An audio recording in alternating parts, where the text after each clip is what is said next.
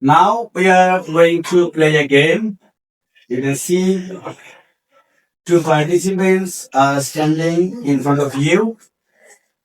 There is a paper with some symbols on the back side of the dais. They can't see these symbols, but when we start this game, they will look at this paper and try to draw exactly the same symbols on the board. And finally, who will be able to draw the exact symbols will be the winner of this game. So let's start our game. Start.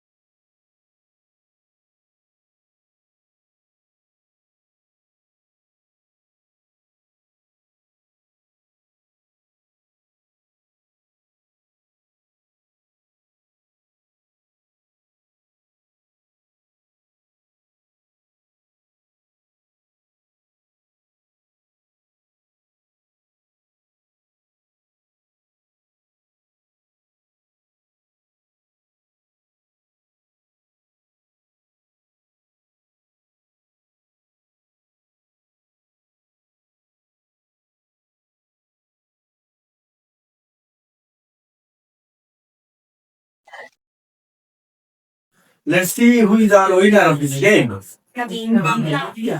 is the winner? Namira. Because she has finished first.